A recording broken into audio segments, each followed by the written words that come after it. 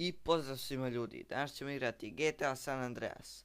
U današnjoj epizodi ću vam pokazati nekoliko novih easter eggova. Easter egg broj 1.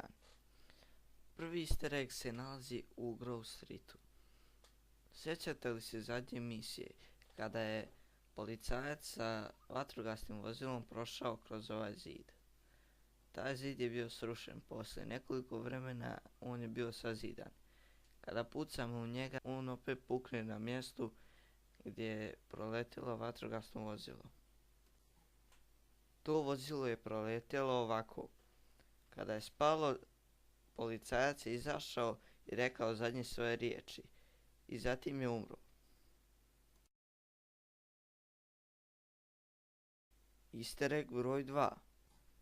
I evo nas u drugom easter eggu. Drugi easter egg se nalazi ovdje. U svakom skoro easter eggu Rockstar reklamira svoje prošle igrice. Na ovom zidu možemo vidjeti sliku od GTA Vice City. Easter egg broj 3.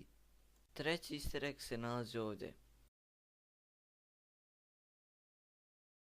U trećem easter eggu možemo da vidimo jedan kamen. Na ovom kamenu vidimo lice. Za ovo lice možda neki znaju, a možda ne znaju.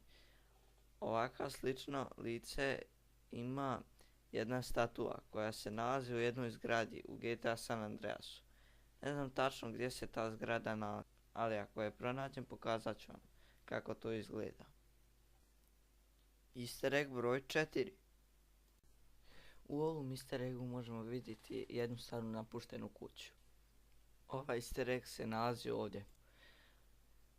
Kod ove kuće je čudno to što je neko pucao na nju, ona je stara.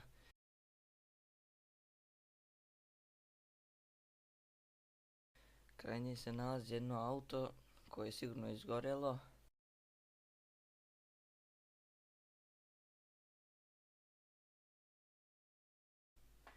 Ali to što je čudno su ova 3 groba. I još nešto što je čudno, što na ovoj kući svijetle prozori. To je to za ovaj easter egg, idemo u sljedeći. Easter egg broj 5. Ovaj easter egg se nalazi u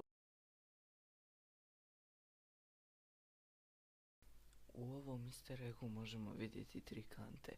Kada ih prevrnemo vidimo mapu od GTA Vice City-a.